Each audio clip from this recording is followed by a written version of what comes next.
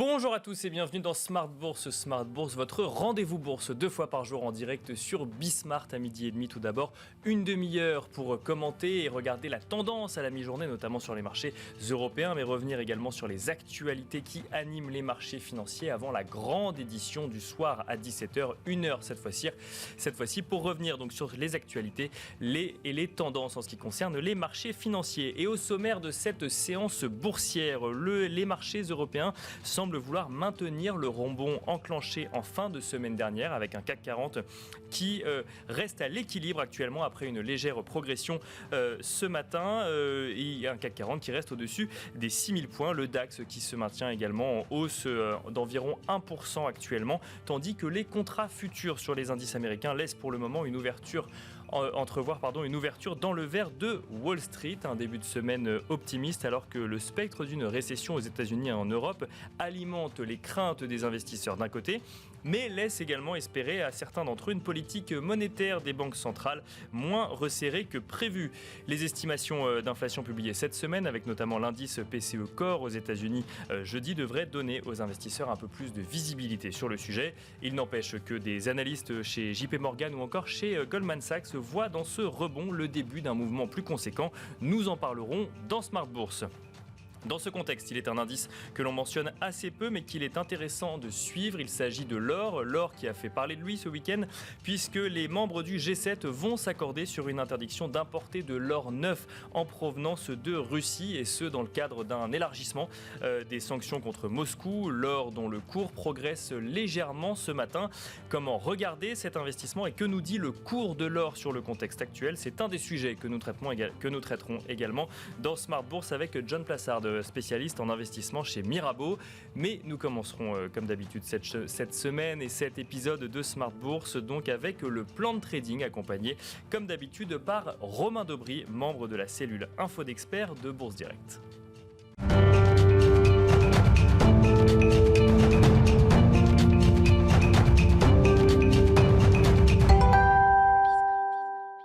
Et nous commençons comme d'habitude Smart Bourse avec Tendance mon ami, le résumé complet de l'actualité boursière du jour proposé par Alix Nguyen. Le CAC et l'ensemble des places européennes avancent dans le vert à la mi-journée. On remarque cependant que l'indice parisien se fait plus hésitant désormais. Pour rappel, les mauvaises données économiques la semaine dernière faisaient nettement reculer les taux d'intérêt obligataires. Pour l'heure, les valeurs du secteur de l'automobile sont parmi les plus convoitées à la mi-journée. On remarque plus particulièrement le bond de Faurecia. Le titre profite d'un relèvement de recommandations. Renault et Valeo sont aussi en nette progression.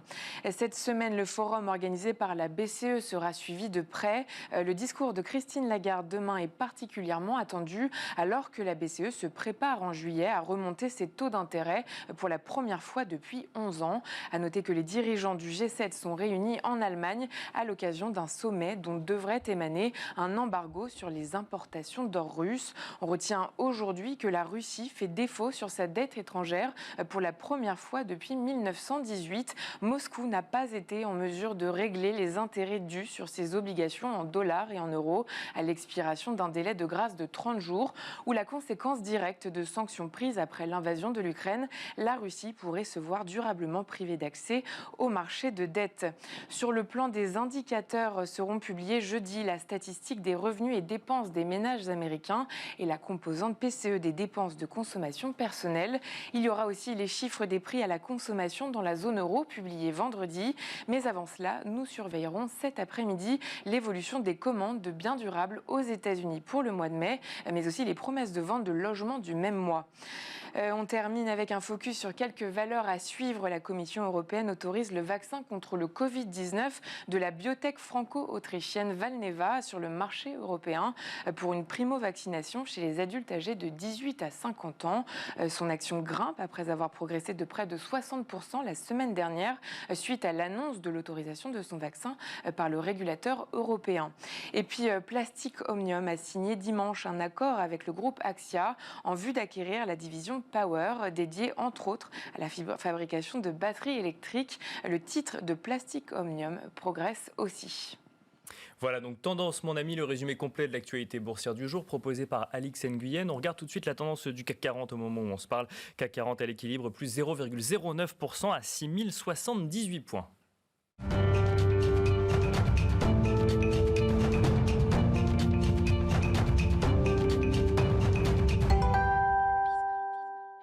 Et c'est parti pour Smart Bourse et nous commençons comme chaque lundi avec le plan de trading. Un plan de trading accompagné par Romain Daubry, membre de la cellule Info d'experts chez Bourse Direct. Bonjour Romain. Bonjour Nicolas. Bienvenue sur le plateau de Smart Bourse. On va tenter de regarder un petit peu au niveau technique, comme chaque semaine, ce que nous disent les marchés financiers. On a vu un rebond en fin de semaine dernière, un peu plus de 3% vendredi sur le CAC 40 notamment. Un rebond qui allait presque à l'encontre, enfin vous allez nous le dire, de ce qu'on se disait le lundi, puisque le lundi on mentionnait un manque d'intérêt des investisseurs. Et le vendredi, on voit le marché remonter. Est-ce que ça veut dire que l'intérêt est revenu, Romain ?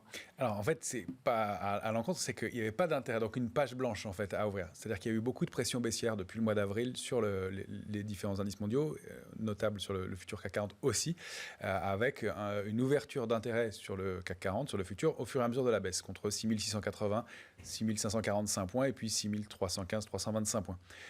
Quand on est arrivé à l'échéance le 17 juin, la position ouverte a diminué. C'est-à-dire que les opérateurs ont abandonné, ont laissé mourir une partie de leur position vendeuse. Une partie, puisqu'il y a une quinzaine à une vingtaine de pourcents de la position qui n'a pas été reconduite.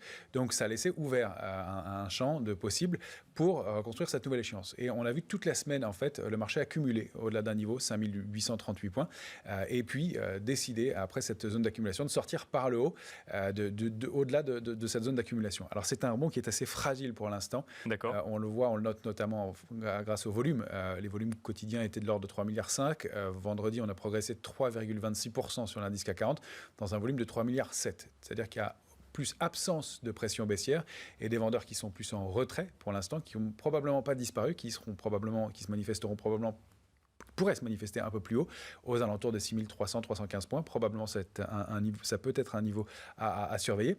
Et puis, un intérêt sur le futur CAC 40 qui est toujours faible, puisqu'on a rebondi vendredi toujours avec destruction d'intérêt sur le futur CAC 40. 5000 contrats futurs ont été détruits au cours de la progression de 3,26%. Ça signifie qu'il n'y a non seulement pas eu de soutien, mais probablement des rachats de short aussi, donc une partie de la position vendeuse qui a été débouclée. Donc ça donne la main légèrement aux vendeurs.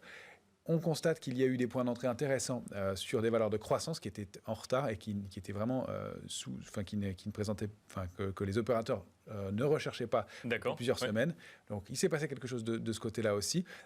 Reste que les volumes sont assez timides pour l'instant et qu'il va falloir construire et étayer ce mouvement. Donc les indices, et c'est un peu ce qu'on présentait, tentent de stabiliser. Ils le font pour l'instant. On a au-dessus de nous des grosses résistances qui vont être difficiles à déborder. Et il va falloir construire ce mouvement-là. Le game changer est l'élément important, à mon avis, des semaines à venir, même si la semaine va être très chargée côté macroéconomique. Ce sera probablement les publications des entreprises, les publications trimestrielles des entreprises qui commencera à partir du 14 juillet prochain pour les bancaires aux États-Unis. Donc c'est pas un retour en force des acheteurs, finalement, ce qu'on a vu en fin de semaine dernière. C'est juste que les positions vendeuses ont un petit peu laissé respirer le marché en fin de semaine. Exactement, c'est très, très bien résumé. Alors, donc du coup, on va regarder quand même un petit peu dans le détail des différents graphes. On peut commencer aux États-Unis avec le S&P 500, par exemple. Est-ce que du coup ces résistances dont vous nous parliez est difficile donc du coup à enfoncer? Qu'est-ce qu'on se rapproche de ces résistances, par exemple? Alors déjà, ce qu'on a fait de très important, c'est qu'on a réussi à combler le gap hebdomadaire du 13 juin. On a réussi à clôturer la semaine au-delà de ce gap. On va probablement osciller autour de ce niveau-là, mais ça, c'était un signe très négatif pour le marché, et on l'a fait aux États-Unis. On est en train de le faire, on va le voir sur les indices européens. On n'y arrive pas pour l'instant. D'accord. Donc ça, c'est un premier niveau important. Reste que sur le S&P qu'on regarde dans les hebdomadaires ici, on est repassé au-dessus des 38-20% de retracement de toute la hausse Covid, des 38-20 de Fibonacci, mais on a au-dessus de nous ce plafond de verre, cette zone qui est située autour de 3992 à mon sens, qui va être vraiment autour de ce niveau-là, très très importante à déborder. Et encore derrière, 4132 qui est aussi un niveau important. Donc tous ces niveaux-là pourraient voir le retour des vendeurs structurels. C'est possible, on va le voir, on le déterminera en fonction des résultats des entreprises. Donc pour l'instant, stabilisation, du mieux à court terme, mais pas de signaux haussiers très forts dans l'immédiat, même s'il s'est passé quelque chose, il y a un coup d'arrêt dans la tendance baissière, clairement. C'est ça, on a comblé le gap, mais ce n'est pas suffisant pour repartir en tendance haussière. Et vous voyez les structures au-dessus sur le S&P qui ont formé le retournement baissier, elles se sont mises en place en plusieurs semaines. Là, pour l'instant, on n'a pas de structure de retournement. On a un coup d'arrêt sur une bougie hebdomadaire dans une tendance baissière qui était lourde. Donc il va falloir reconstruire de toute façon, et le marché, pour qu'il puisse repartir, va avoir besoin de construire des figures sinon équivalentes, en tout cas un peu plus solides. Ça, c'est pour le S&P 500. Que nous dit le Nasdaq 100, donc du coup avec une coloration plus technologique, Romain? plus technologique. Et là, on a zoomé un petit peu, on regarde le Nasdaq en graphique journalier, c'est pour voir les cibles du rebond possible. 2 gaps d'affilée, un gap de rupture probablement en début de semaine dernière, et puis le gap de vendredi qui était important, qui pourrait être donc un gap de continuation dans la tendance. D'accord. La théorie des gaps nous indique que c'est probablement la moitié du parcours, ce gap de continuation, et on peut aller cibler, ça nous envoie parfaitement sur cette résistance à 12 525 points. Donc situé entre ce gros niveau, 12 190, 12 910, qui avaient été des niveaux d'accélération baissière, qui sont des niveaux de retournement. Donc d'aller se réinstaller là-dedans, ce serait déjà très bien, de consolider un petit peu là-dedans. Et on voit qu'il y a des points d'entrée sur certaines valeurs, des doubles bottoms qui se mettent en place sur des valeurs comme Amazon par exemple, des titres qui peuvent représenter de l'intérêt pour le moyen long terme. Reste que on sait que ce sont des titres qui sont pénalisés par le contexte de hausse des taux actuels et donc qui peut-être on va avoir du mal à performer. Il va falloir construire tout ça dans le temps. Même s'il y a des points d'entrée pour le moyen long terme, il va falloir prendre son temps. Il n'y a pas d'urgence dans le marché à entrer. Et alors vous nous disiez quand on parlait du S&P 500 que donc du coup on avait du mal à combler les gaps en revanche sur les indices européens. Ça se voit sur l'Eurostoxx par exemple ou Ça se voit sur l'Eurostoxx. On a tenté de le combler ce matin. J'ai essayé de prendre la photographie le plus tardivement possible dans la matinée. Là, vous avez un graphique hebdomadaire de l'Eurostoxx qui ouvre avec un nouveau petit gap haussier ce matin en hebdomadaire. Ça, c'est plutôt pas mal. Et vous voyez qu'il s'attaque au gap du 13 juin et la bougie du jour, pour l'instant, en tout cas, on est qu'en début de semaine, eh bien, bute à l'intérieur de cette zone de gap. Donc là où les indices américains ont réussi à faire l'effort et à clôturer au-delà, nous, on est juste en train de s'y attaquer pour l'instant. Sur l'indice parisien, c'est un peu pareil. On a frôlé à une dizaine de points près le pied du gap, mais on n'a pas réussi à le combler pour l'instant. En tout cas, il faudra le voir avec l'ouverture des marchés américains et la suite. Et puis on voit au-dessus cette zone de résistance forte, 3618, 3676. Il y a un niveau intermédiaire 3706, c'est moins important, mais toute cette zone de résistance est importante et elle est chapeautée par cette ligne de tendance baissière de long terme qu'on avait tenté de déborder au mois de mai, sur laquelle il y avait eu un échec et cette accélération baissière. Donc, tout ça, ça va être des niveaux qui vont être probablement travaillés, observés et assez techniques dans les jours qui viennent. Encore une fois, avec des volumes qui, en Europe, sont assez faibles et assez moyens, contrairement aux volumes aux États-Unis. Et alors, je mentionnais au début de notre entretien le rebond du CAC 40, plus de 3% vendredi. Que nous dit le futur CAC 40 là pour le coup? Est-ce qu'on a l'espoir de repasser en tendance haussière ou l'analyse technique nous dit l'inverse?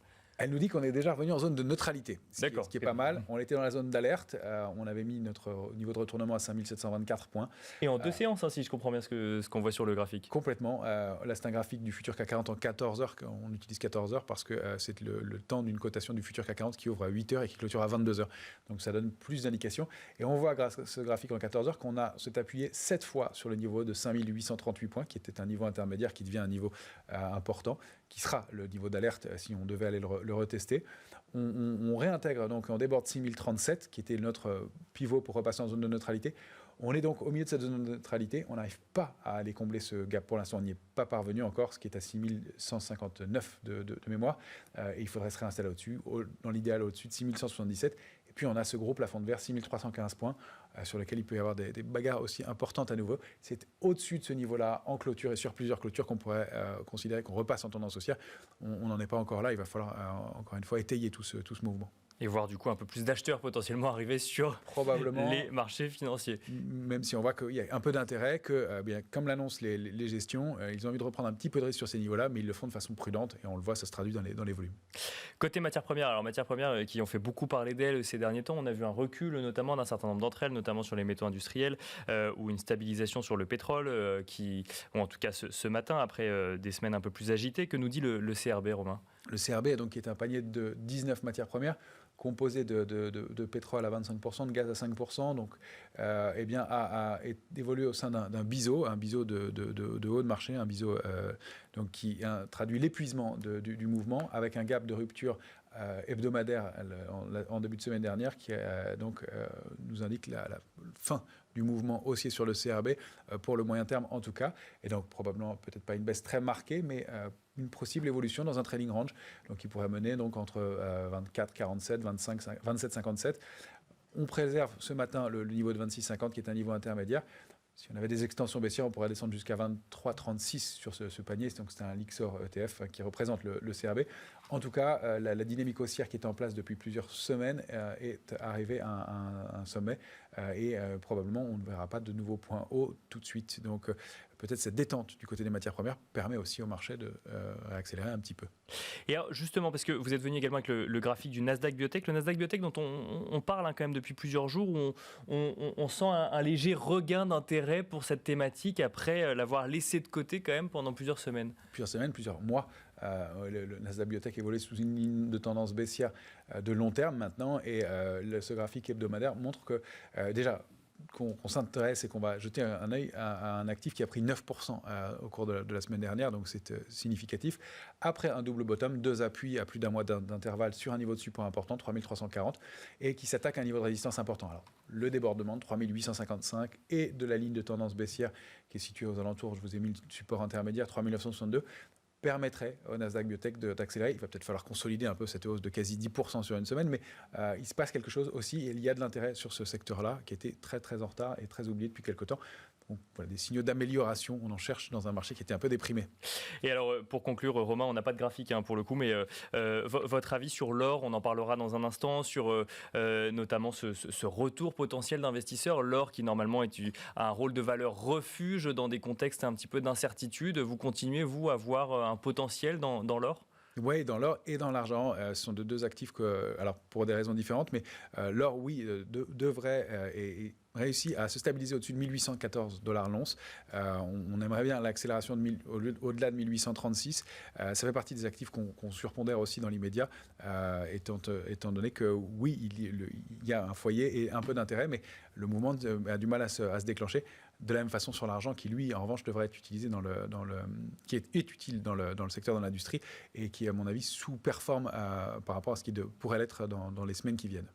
Merci beaucoup, Romain Aubry, de nous avoir accompagnés une fois encore pour le plan de trading. Je rappelle que vous êtes membre de la cellule Info d'Experts chez Bourse Direct. Merci. Et quant à nous, on se retrouve tout de suite dans la deuxième partie de Smart Bourse.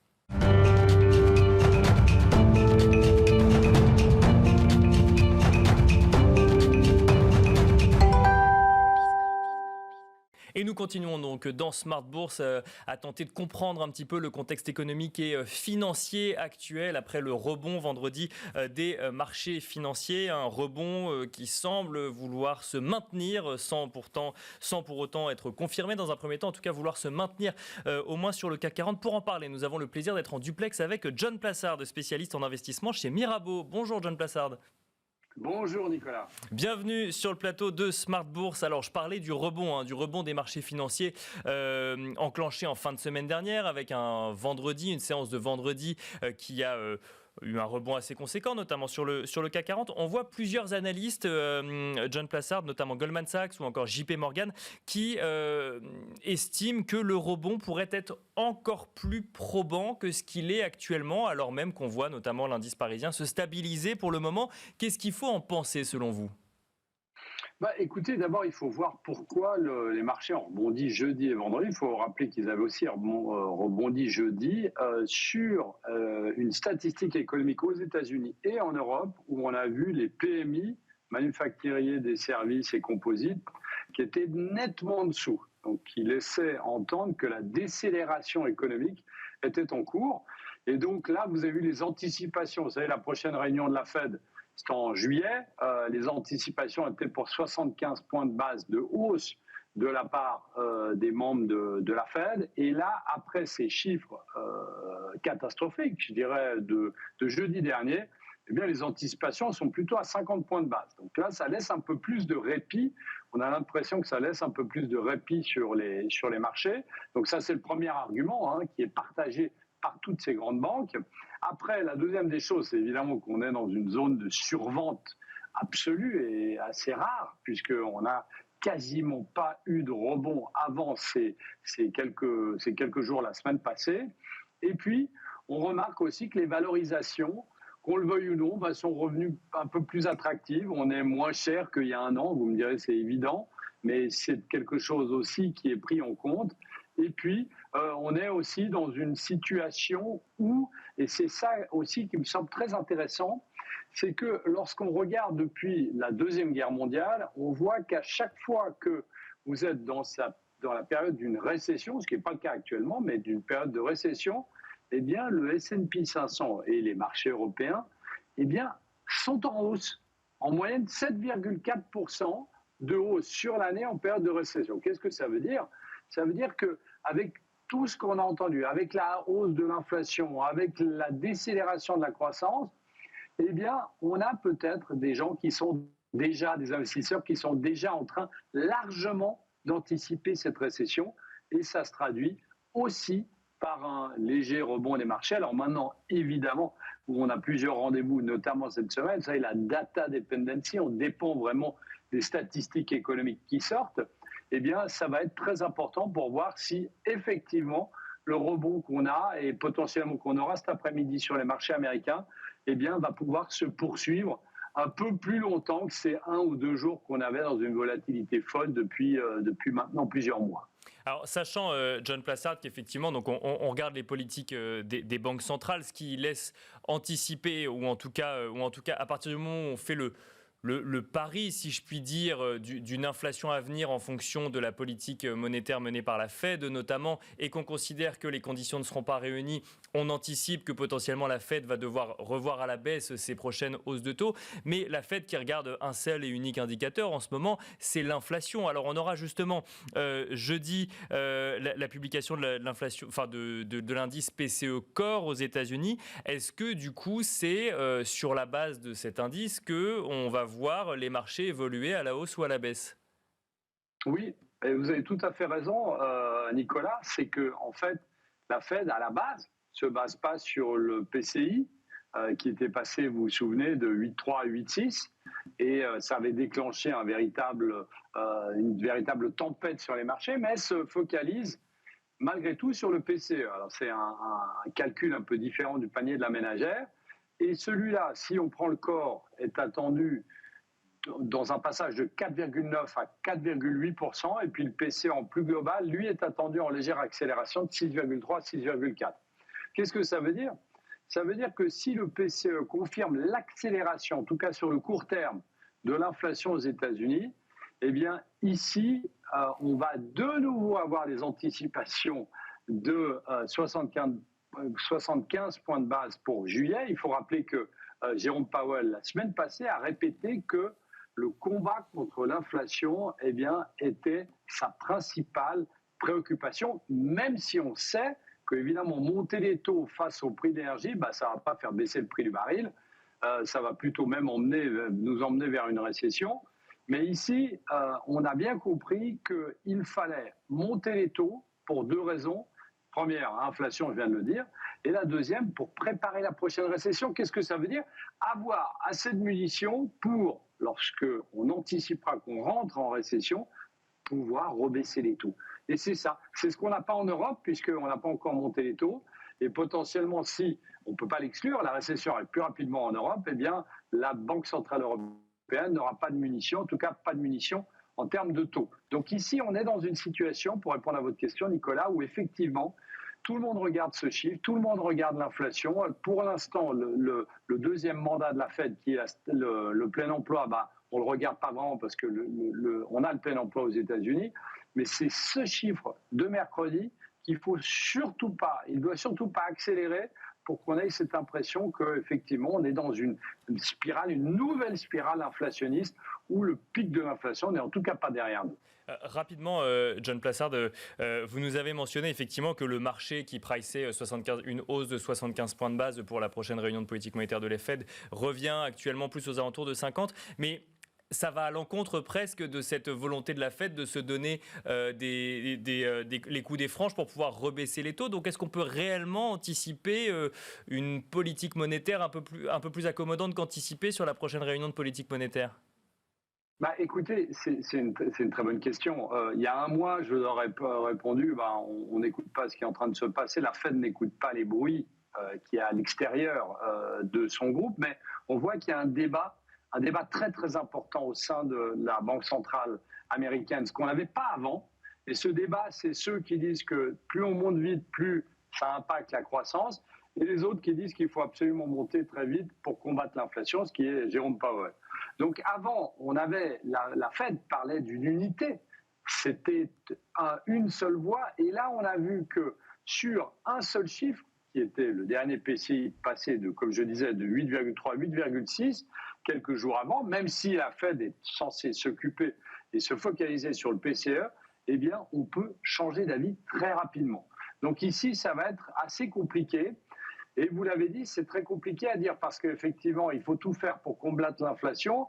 Mais si vous avez de plus en plus de voix qui s'élèvent pour dire que plus on monte vite, on ne va pas de manière graduelle, mais plus on monte vite, plus ça impacte la croissance, qui semble nous dire les PMI qui étaient en train de baisser, eh bien c'est ici que ça pose problème et c'est ici que on va avoir la réponse jeudi après-midi en voyant les attentes et surtout comment le marché va réagir. John Plassard, on a découvert ce week-end un élargissement des sanctions contre Moscou des pays membres du G7 avec notamment une interdiction d'importer de l'or neuf en provenance de Russie. On voit le cours de l'or qui progresse légèrement ce matin, $11 par rapport à son cours de vendredi quand j'ai regardé tout à l'heure. Est-ce que c'est le moment selon vous de revenir sur le métal jaune ? Oui, clairement, d'en rajouter en tout cas dans ses portefeuilles parce que, en fait, lorsqu'on regarde toujours au niveau de l'historique, on voit que l'or, historiquement, lorsqu'on est dans un bear market, ce qu'on est aujourd'hui aux États-Unis, fonctionne assez bien. Et notamment aussi dans les périodes de récession, on n'y est pas encore, mais on va y arriver à un moment ou à un autre. Chose assez intéressante, c'est que contre l'inflation, c'est pas un hedge, c'est pas une couverture sur le court terme, mais plutôt sur le moyen long terme, mais il fait partie d'un basket de valeurs d'actifs face à l'inflation qu'ont les grandes banques. Les banques centrales, en ont racheté, en rachètent beaucoup plus depuis mars, aussi parce qu'elles sont dans cette interrogation par rapport à tout ce qui est en train de se passer sur le marché. Et puis, on voit que, évidemment, c'est un actif qui fonctionne bien. Alors, c'est triste à dire, mais lorsqu'il y a des tensions géopolitiques, ce qui est le cas actuellement, et finalement aussi, les gens qui sortent des actifs risqués, on a vu notamment, alors c'est une petite partie, mais on a vu notamment face à l'effondrement des crypto-devises, vous avez eu pas mal de personnes, pas mal d'investisseurs qui sont sortis de cette poche d'actifs pour aller vers l'or. Donc ici, on est dans une situation où effectivement, à travers la volatilité qu'on aura de toute manière jusqu'à la fin de l'année, eh bien, l'or est un actif qui est très intéressant. Et surtout, depuis le début de l'année, Nicolas, combien a fait l'or ? Il a fait 0%. Alors, on va me dire, oui, c'est ennuyant. Mais comme vous le savez, le CAC a perdu 16%, le S&P 22% et le Nasdaq plus de 30%. Donc si vous faites 0%, c'est déjà pas mal. Voilà, donc l'or qui pourrait effectivement continuer à jouer son rôle de valeur refuge. Merci beaucoup, John Plassard. Je rappelle que vous êtes spécialiste en investissement chez Mirabaud. Merci à vous également de nous avoir suivis. On regarde le cours du CAC 40 avant de se quitter. Le CAC 40 en hausse de 0,19%, donc proche quand même de l'équilibre à 6085 points. Merci de nous avoir suivis donc à la mi-journée dans Smart Bourse et je vous donne rendez-vous ce soir pour la grande édition de Smart Bourse en direct sur Bismart à 17h.